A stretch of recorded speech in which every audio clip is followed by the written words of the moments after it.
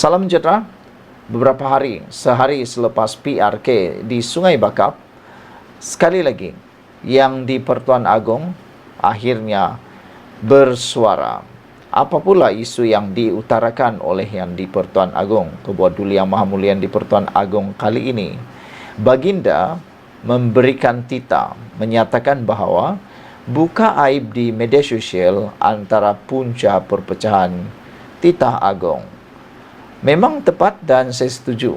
Kita perlu setujui apa yang dinyatakan dan dititahkan oleh Ketua Duli Yang Maha Mulia di Pertuan Agong ini. Memang tepat sekali. Banyak perkara yang dikongsikan di media sosial sekarang ini bukan membawa kepada perpaduan, tetapi lebih kepada perpecahan. Yang paling sedih sekali ialah politik yang masuk dalam media sosial lebih banyak berunsurkan kebencian daripada pembangunan. Itu sudah terbukti. Kalau kita lihat sekarang, lebih banyak menghasut, lebih banyak adu domba, lebih banyak perkara yang berkemungkinan membawa kepada politik kebencian, serangan, dendam dan sebagainya, membawa kepada perpecahan. Tepatlah seperti yang dititahkan oleh Agong. Yang di Pertuan Agong, Sultan Ibrahim mengingatkan rakyat agar tidak menjadikan media sosial sebagai platform untuk berbalah dan membuka aib, kerana ia akan menjadi punca perpecahan dan persengketaan. Seri Paduka Baginda turut mengingatkan rakyat agar tidak bersikap keterlaluan atau ekstrim, terutama dalam isu yang berkaitan dengan kaum dan agama. Jangan buka aib orang lain atau tularkan perkara-perkara yang memalukan, kerana ini semua akan menjadi punca perpecahan dan persengketaan. Tita Sultan Ibrahim pada Majlis Sambutan Ma'al Hijrah Peringkat Kebangsaan tahun 1446 Hijriah tahun 2024 Masihi di Putrajaya. Turut berangkat Raja Permaisuri Agong Raja Zaid Shofia. Turut hadir ialah Perdana Menteri Datuk Seri Anwar Ibrahim dan isteri Datuk Seri Wan Aziza Wan Ismail, serta Menteri Jabatan Perdana Menteri Hal Ehwal Agama Datuk Seri Muhammad Naim Mokhtar. Sultan Ibrahim bertitah agar orang ramai hari ini berdepan dengan cabaran kebanjiran maklumat tanpa sempadan melalui media sosial yang sukar dikawal.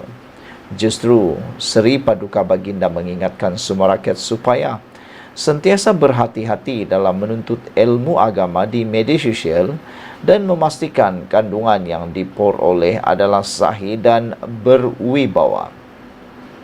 Sultan Ibrahim bertitah terdapat kebimbangan yang semakin meningkat mengenai penyebaran maklumat berkaitan agama Islam yang mengelirukan, tidak tepat, salah tafsir dan ajaran menyimpang daripada prinsip Islam sebenar. Jika orang dahulu belajar agama dengan membaca kitab dan mendengar kuliah di masjid, tetapi masyarakat sekarang belajar agama secara online daripada ustazah Facebook dan Ustaz TikTok. Salam sejahtera, terima kasih kerana bersama dengan saya di Nazilin Unity Channel. Selepas beberapa jam PRK Sungai Bakap, ini pula komen daripada Zahid Hamidi. Ada yang menjangkakan Zahid Hamidi mungkin akan mempersalahkan Pakatan Harapan dan sebagainya, tetapi rupa-rupanya lain pula yang jadi. Zahid menyatakan kekalahan di Sungai Bakap bukan penamat untuk kerajaan perpaduan. Itu komen Zahid. Diucapkan tahniah, terima kasih dan sabas kepada Datuk Seri Zahid Hamidi kerana beliau begitu berjiwa besar. Beliau kata, bukan penamat untuk kerajaan perpaduan. Bermaksud, meskipun mereka kalah, mereka tidak akan berpisah. Jadi tiadalah harapan untuk orang yang kata dalam komen di ruangan komen konten saya, ada yang kata lebih baik UMNO dan Perikatan Nasional bersama MCA dan juga gerakan membentuk pakatan baru. Tetapi dengan komen terkini Zahid Hamidi ini, musnah harapan Perikatan Nasional mahu memancing UMNO untuk membentuk kerajaan. Kena kata Zahid, ini bukan penamat untuk kerajaan perpaduan. Pastinya berita itu adalah berita yang paling malang sekali diterima oleh Muhyiddin Yassin yang mungkin berniat untuk menjadi Perdana Menteri sekali lagi, membentuk kerajaan bersama dengan UMNO.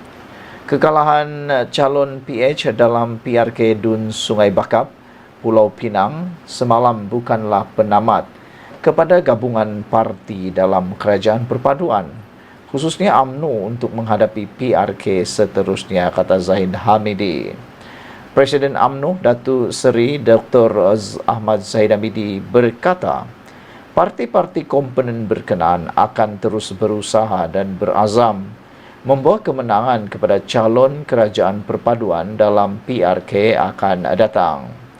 Kita terima kekalahan itu keputusan rakyat, kata Zahid lagi. Ini bukan penghujung, jalan terakhir PRK bagi mana-mana calon dalam parti komponen kerajaan perpaduan, kata Zahid lagi. Semasa ditemui pemberita selepas merasmikan mesyuarat UMNO bahagian Kota Melaka di Dewan Komuniti Teluk Mas di Melaka hari ini.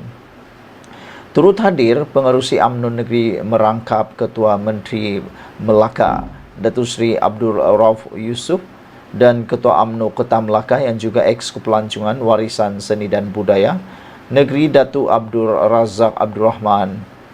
Perikatan Nasional mengekalkan status quo di Sungai Bakap selepas calonnya Abidin Ismail menang dengan majoriti yang besar 4,267 undi setelah menewaskan calon PH Dr. Johari Arifin. PRK Dun Sungai Bakap diadakan susulan kematian penyandangnya Nur Zamri Latif yang dipertua pas nibung tebal pada 24 Mei lepas akibat keradangan dalam perut. Sementara itu, Ahmad Zahid dalam ucapannya mengingatkan ahli UMNO agar melakukan perubahan dalam memenangi hati pengundi. Kita harus ingat, politik sekarang bukan politik pembangunan semata-mata, malah politik sekarang ialah politik isu dan sentimen yang mesti dijuarai. Berapa orang dalam kalangan kita yang berani jawab dan pertahankan ketua kita bila dihentam? Kita hanya pandai tularkan sesuatu isu dengan kawan-kawan. Dalam situasi ini kita harus bangkit dan sedar dari sekarang, kata Zahid lagi. Saya setuju apabila Zahid kata berapa ramai dalam kalangan kita yang berani jawab dan pertahankan ketua bila dia dihentam. Kita hanya pandai tularkan sesuatu isu dengan kawan-kawan. Dalam situasi ini kita harus bangkit dan sedar dari sekarang, katanya lagi. Apabila Zahid menyadari bahawa politik sekarang bukan politik pembangunan semata-mata, politik sekarang ialah politik isu dan sentimen yang mesti dijuarai, ini satu kesedaran yang patut kita puji. Kerana betul dan tepat apa yang dikatakan oleh Zahid Hamidi, bahawa politik sekarang bukan lagi politik seperti 20 atau 5 tahun yang lepas. Politik sekarang mesti memenangi sentimen, mesti memenangi naratif dan bukan sekadar bercakap tentang politik pembangunan. Apabila pendapat kamu? Sekian dulu untuk kali ini. Jangan lupa tinggalkan komen anda. Malaysia kita punya, kita juga sama-sama cintai Malaysiaku. Bye-bye. Selamat petang, salam sejahtera. Tadi ada satu konten, ada satu TikToker. Dia cerita tentang kekalahan Pakatan Harapan di PRK Sungai Bakap. Ceritanya bukan cerita yang menghina, bukan cerita nak memaki hamun. Tapi ceritanya ialah cerita kebenaran, bukan sekadar logik akal, tapi itu faktanya. Beliau kata, kerajaan Perikatan Nasional gagal menggoncang kerajaan negeri Pulau Pinang, juga kerajaan persekutuan. Kalau sebelum ini antara naratif yang dimainkan oleh Perikatan Nasional dalam PRK Sungai Bakap ialah, kata mereka, kalau Pakatan Harapan kalah di PRK Sungai Bakap, akan ada tergoncang di kerajaan negeri Pulau Pinang dan juga persekutuan. Tapi nampaknya itu semua adalah pembohongan belaka. Mana ada kerajaan negeri Pulau Pinang goncang? mana ada kerajaan persekutuan goncang. Ada seorang tu dia komen kat saya. Mereka memberikan personal komen kepada saya. Mereka kata, "Hey brother, PRK Sungai Bakap menunjukkan kepintaran para pengundi. Sudah pandai menilai apa yang boleh dibuat oleh persekutuan dan kerajaan negeri." Mereka merujuk kepada persekutuan. Kata mereka, bila pula Anwar Ibrahim nak turunkan harga minyak seperti yang dijanji, kalau aku menang, harga minyak akan turun. Okey, inilah jawapan dia, saudara-saudara sekalian. Jawapannya mudah. Dulu ketika Anwar Ibrahim membuat janji itu, kalau masih ingat tahun bila? Coba jawab, tahun itu tahun bila? Kalau tak silap saya 10 tahun yang lampau, yang lepas. Waktu tu harga minyak masih rendah. Waktu tu sepatutnya dibuat harga diturunkan, bukan sekarang. Waktu tu harga minyak sotong murah, patutnya boleh diturunkan. Dan waktu itu hutang negara belum lagi 1 triliun ringgit. Sekarang ini kalau diturunkan harga minyak dan ditambah lagi dengan janji yang anda nak konon dituntut itu, harga hutang Malaysia akan meningkat bukan sekadar 1 triliun. Silap-silap hari bulan 4 tahun 3 tahun akan datang, Malaysia akan ada hutang 2 triliun. Nak bayar macam mana? Anda jawab sendirilah. Tapi aku nak tanya jugalah kepada kawan-kawan di luar sana, yang walaun-walaun sana tu yang kononnya menghina kerajaan perpaduan kerana kalah PRK Sungai Bakap sampai ada yang bersorak sini sana. Nak tanya jugalah kan, pada pendapat anda, apakah sebenarnya cadangan untuk dapat memperbaiki kitaran wang Malaysia yang bercakap tentang hutang negara ni? Apa yang boleh dibuat, dicadangkan oleh Perikatan Nasional? Selain daripada tu, agak-agak lah kan, kalau Anwar Ibrahim itu betul-betul lah dia digantikan oleh Muhyiddin Yassin kah, Taqiyuddin Hasan kah, Hamzah Zainuddin kah, ataupun Tun Mahathir Mohamad kah, agak-agak nanti mereka boleh buat apa? Apakah yang mereka akan buat? Adakah mereka akan putar U-turn balik keputusan Anwar Ibrahim seperti yang anda mahu, yaitu menurunkan harga semula? Atau jangan-jangan seperti kata Rafizi Ramli semalam, orang akan menghargai jasa Anwar Ibrahim nanti 10 tahun akan datang, sebab Anwar Ibrahim sanggup ambil langkah tidak popular, iaitu mengurangkan ataupun membuat penyasaran subsidi diesel bersasar. Adakah waktu itu orang akan bersyukur, terutamanya pemimpin pada waktu itu, Perdana Menteri pada waktu itu, kerana dia tidak perlu lagi menempuh risiko mengambil keputusan yang tidak popular. Mereka hanya perlu teruskan. Macam dululah kan, waktu Tun Mahathir menjadi Perdana Menteri, dia terbukti pernah mempromosikan Malaysia kepada BlackRock. Waktu tu mereka pula mahu menawarkan, mahu menarik pelaburan. Tapi sekarang ni mereka pula yang bising. Jangan-jangan nanti pada waktu tu mereka akan bersyukur sebab Anwar Ibrahim memulakan langkah pengurangan hutang negara sebanyak 1 triliun lebih tu. Nanti jangan-jangan mereka bukannya mengurangkan, tapi pula meneruskan dan menambah pula. Nanti mereka akan putar spin semula. Dulu Anwar Ibrahim pun buat, jadi kami pun buat. Macam itulah. Selain itu, nak tanya jugalah kan, apa rancangan ahli Dewan Undangan Negeri baru di Sungai Bakap, iaitu Abang Bidin, yang baru menang baru-baru ni. Apa rancangan dia untuk penambahbaikan, terutamanya air di Sungai Bakap? Memandangkan sekarang ni, macam yang aku kata mula-mula tadi, memandangkan sekarang ini wakil rakyat di Sungai Bakap itu ialah daripada pembangkang, yang mana sepatutnya rakyat di Sungai Bakap mengambil peluang kedua tu, memenangkan calon Pakatan Harapan supaya mereka jadi kerajaan, tak perlulah jadi pembangkang. Kata beberapa netizen di dalam ruangan komen di konten saya, kata mereka, nanti Menyesallah juga orang-orang Sungai Bakap tu menjadi pembangkang, kata mereka. Tapi pada pendapat saya, ada juga kebaikanlah Sungai Bakap jadi pembangkang.